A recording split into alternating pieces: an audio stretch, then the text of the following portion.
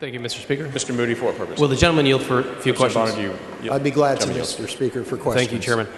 This bill, I think, as you stated in your layout, is about multi-hazard emergency operations plans. Is that correct? And student safety, yes, sir. Okay, so when we're talking about I see that phrase, multi-hazard emergencies, is utilized throughout the bill. Would that include situations like natural disasters? Yes, we are concerned about that with this bill. And so because we don't define it in the statute, I just wanted to clarify some of the examples that have been given. And you mentioned one that Senator Taylor brought up during the layout on the Senate side, the Columbine-style shooting. So natural disasters would be included in that, I would assume. Wildfires?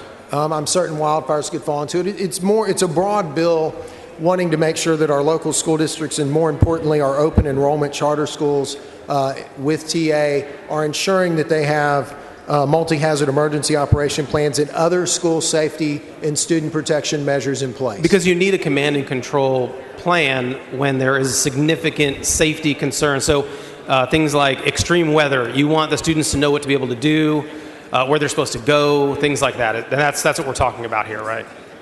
We're talking about that, but we're also talking about day-to-day safety of our students also, but yes. Okay. So, and you mentioned the school shootings provision. Correct. Yeah.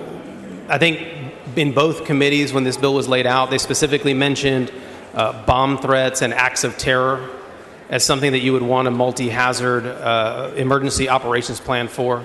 Correct. Okay. Is there a provision in the bill that requires schools to develop a method of notifying parents if there's a bomb or other terror threats against the school? I'm assuming there is, or you wouldn't ask about it, but I'm pretty certain of that. I'm looking. Okay. Yeah, I think it's I noticed that on page 7 of the bill.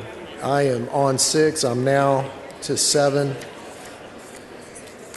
Yes, that is correct. Okay. So, I mean, these are what we're talking about here are serious situations, and why we have the chain of command for making final decisions during moments of panic, because if you don't have those plans on paper, it's hard to act in a way that would secure, like you talked, secure the safety of everybody. Well, you're right. What this bill is really trying to do is make sure that some of these situations that we have not maybe as well prepared for or thought through for our local school districts, and most particularly our charter schools that don't have a lot of these plans, that we have these plans figured out for day-to-day, and you are correct also, more significant events that could occur. But we want to make sure our schools are safe day in and day out. Yeah, and I think that what the bill is envisioning and why I think all the examples that were given throughout the process this bill went through, we're talking about important emergencies that we need to prepare for. And you would agree with me that every school is different, their population is different. So the way those plans have to be incorporated, or it might be district specific or school specific, depending on the geography or anything like that. Yes, but a lot of the time, I mean, we do, even as large a state as we are, we do have to tell broad specific plans. We have put out specific plans as to how you need to react to issues. Well, and so there's flexibility in the bill. There is some. And so, but it depends on, it's the eye of the beholder. I mean, there is a level of flexibility, but there's also some insistence in the bill too. Yeah, and I think if we look at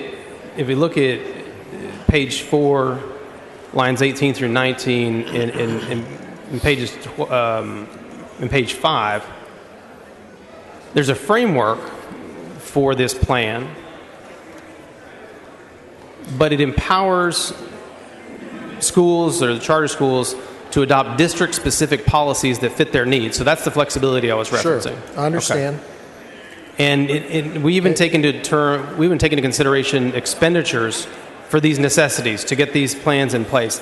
The bill takes into account variable components that reflect the district size, like I said, geographic location, because all these things mean that we're meeting specific district needs, and those district needs can vary depending on what we're talking about. Is that right?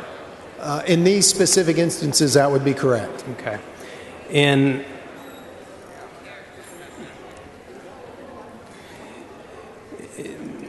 in the way that these are laid out in the bill, and I'll point to pages 6 and 7,